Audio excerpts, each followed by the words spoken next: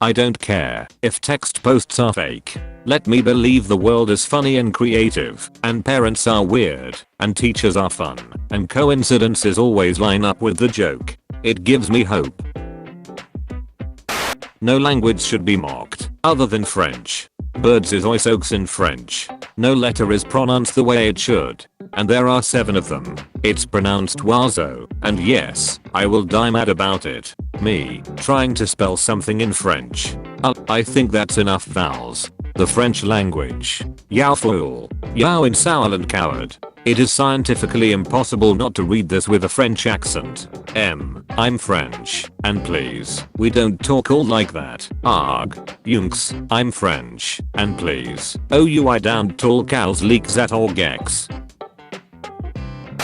It baffles and infuriates me that Hogwarts students don't take Latin or Greek. Axio, literally, I summon. Lumus, fking light. Expelliarmus, expel weapon.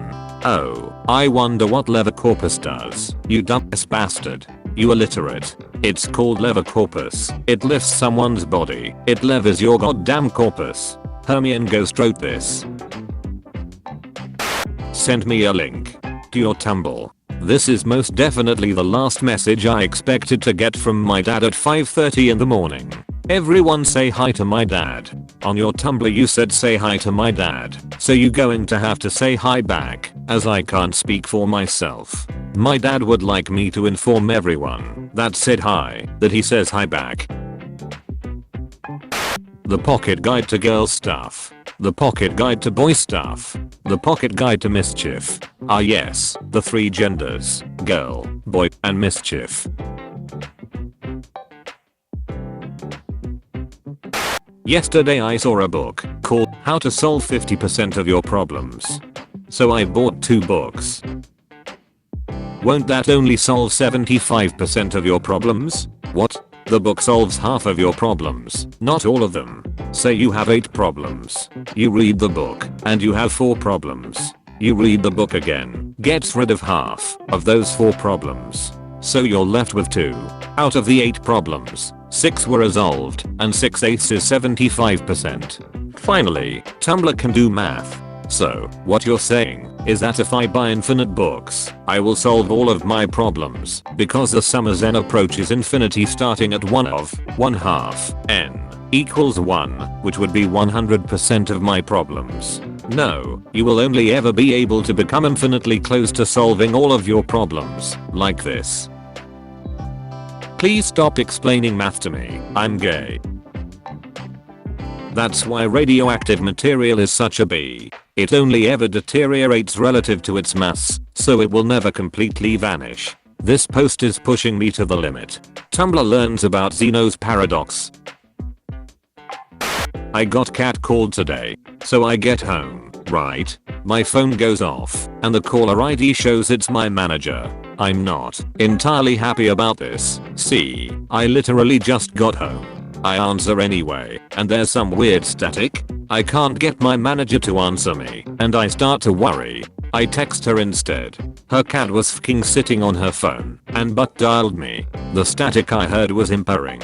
The only kind of cat calling that's acceptable, quite frankly. Rare pictures of VIL smiling. Good post OP. Rare blog for good luck and happiness. Remember when you used to go over to your friend's house and you go down to the computer room, to the dad's old shitty desktop computer, and sit on the giant black leather computer chair, and your friend would show you Charlie the Unicorn and epic rap battles of history type stuff on YouTube, while thy younger siblings bugged you for return to use the computer. Tumblr. We want complex villains. Tumblr. But they can't do anything villainous or complex ever. My favorite quote on this is Lemony Snicket, when a school district banned his book due to the marriage plot by the villain. He merely responded, "I'm sorry, but I'm at a loss on how to write a villain that doesn't do villainous things." This is such an important post. Marcellus. Peace. Break the off. Look where it comes again. Bernardo. In the same figure like the king that's dead. Marcellus. Thou art a scholar. Speak to it. The ratio. Bernardo. Looks are not like the king. Market. The ratio. The ratio. Most like. It harrows me with fear and wonder. Scholar 1 learned enough to know how to question a ghost properly. I'm reading Hamlet for the first time, and this footnote has extreme levels of lemony snickered energy. What college was Horatio going to? You talked to it. You studied communications. It was media studies. So be a medium. Need me a man who will choke me in front of my grandma while she plays Sudoku. Are you like spinning a slot machine with random fucked ups on each wheel to come up with these posts? Just gonna start killing people I don't find funny. National Suicide Prevention Lifeline. Shut the F up. I ordered Jimmy John's, and it took the delivery man 5 minutes and 1 second to bring me my food, and he showed up with a katana and my sandwich and said, "I'm so sorry, I've gone over my time promise. Please, dispose of me, I'm worthless," and handed me the katana, and I was like, yo, what? I don't care dude, go back to your work, it's fine. And he was like, then boss will dispose of me, you don't understand. I broke the promise, and then cops showed up and started shooting at him, and was like, you're too kind, lady, he must die, it's a law. And then one cop started swinging the katana at his neck, then I woke up. Source name. Keep forgetting to look at source names. Source. One time I dreamt I was walking to class and turned a corner and stopped in my tracks because there was a dachshund and I did not know how to respond. It only just occurred to me that this post is way funnier if you know that my dad has had a scar on his face since before I was born, left there by a dachshund attack. Garage sale. Follow me. KGitas wears. If you have coin. This cardboard Mr. Krabs was found by its lonesome in the dumpster of my school, and I myself every time I think about it. SpongeBob me boy. I'm a metaphor for the loss of childhood innocence and the onset of adulthood. Gak. I'm sad I wasn't born in the era of B. Do it. If you like love letters, write them. If you like poodle skirts, wear them. Society is imploding as we watch on in abject horror. Do whatever you want. Time to buy a guillotine. Sexual tension is out. Platonic tension is in. I need enemies who have fought each other so many times that they've developed a mutual fondness, realize they have a lot in common, and have to stop themselves from slipping into friendly conversation when they are supposed to be kicking each other's ass. Just because I break into your house doesn't mean I'm take something. Maybe I just want to look around. Damn me at the NPC that's threatening to call the guards on me. Sometimes I think about the fact that DreamWorks was working on the Prince of Egypt and Shrek at the same time and would apparently send people to work on Shrek instead of the Prince of Egypt as a form of punishment. The night I posted this, I couldn't find a source, and I've been wondering ever since if maybe it was just some kind of fucked up fever dream or something, but no, it's real. As Shrek floundered, its status as the ugly stepchild at DreamWorks was reinforced. It was known as the Gulag, said one animator. If you failed on Prince of Egypt, you were sent to the dungeons to work on Shrek.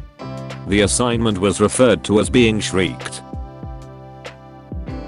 Anime art styles, where the eyes are so low and the mouth and nose so high that they're almost all on the same plane, are terrifying. I'm cute. No, you're not. You're horrifying. Technically we are all always LARPing because the self is only a construct. I want a new character, then make one. Then make one has the same energy as then perish, but like opposite, same and opposite. Therapist. The semihemidemisemquiver isn't real. It can't hurt you. The semihemidemisemquiver. Can someone who speaks sheet music translate for me? Fast. Your average pineapple, peeled and cut, makes about 4.5 cups or 36 ounces of pineapple chunks. Cans of pineapple come in a variety of sizes, the most common being 20 ounces and 46 ounces. Meaning, a single pineapple generally won't fill up a single can perfectly, which also means, every time you eat pineapple from a can, somewhere someone else has the can that has the rest of that same pineapple. Meaning, you can share a single fruit with a stranger from hundreds of miles away, and I think that's beautiful. How much sleep are you getting? Not enough, my guy. For the last decade or so, I've been routinely attending a ride-on lawnmower race. I've always wanted to participate, but the high cost of used mowers is better spent on more practical vehicles, like literally anything else. Sometimes, though, the universe sends you a message. And in my case, that message came in the form of an awkward leg of a huge traded stam. Picture, if you will, the humble redneck. They wait the approach of big fast domestic mowers. John Deere's, Cub Cadets, even weird modified Chinese stuff they looted from AliExpress. There is jubilance, but that soon comes to an awkward hush. An unfamiliar engine note approaches. My International 1480 combine harvester, all 10 tons of it, is barreling down the highway at a clip somewhere between tepid and jaunty. Even though I have shown up for a race, I'm sandbagging a little bit, making sure that the bets get settled against my vehicle before I show them the might of a fully operational monster such as mine. Technically, there is no violation. I had looked at the rulebook from every angle in the previous year. It has the correct number of wheels, the proper agricultural intent, and with precise work on the tiller, it can even, poorly, mow a suburban lawn. Is it modified? Oh yes, yes indeed, but I see the nitrous bottles poking out from the rows of cubitus at the starting line. And when I leave the starting line, it is a thing of beauty, at least for a few milliseconds. It seems that the wizards at International Harvester simply did not comprehend of a situation in which the frame of their combine would be launched into the air by means of 1,800 foot-pounds of supercharger bolstered torque. I had erroneously believed that the loose soil of the rural community would let the wheels dip in, but now I'm facing directly into the sky, having 12 o'clocked hard on my wheelie, shooting flames from my exhaust, and welling vertical blades of death towards the grandstand. It's not about whether you win or lose. Sometimes it's about how many pages you add to the rulebook. It's not about whether you win or lose. Sometimes it's about how many pages you add to the rulebook. I'm but a mild-mannered urban being, and have no idea what happened in this story, but with all the gods as my witness I'm getting the above text put on a plaque, and hanging it in my living room. Legendary quote. People at my school and the social media club are dissecting your profile right now. I expect a thesis come the end of the day. Thesis. You're sometimes a bee. Humongous, if true. D&D podcasts have done more for LGBT representation in the past 5 years than Disney has done in its entire existence. Send tweet. People with Achaco icons are trustworthy. Here since it's bound to happen. I drew this beforehand. Bastard 27. Give me your credit card hash. Bastard 27. Give me your credit card hash. Who's the who left the bastard 27 URL wide open?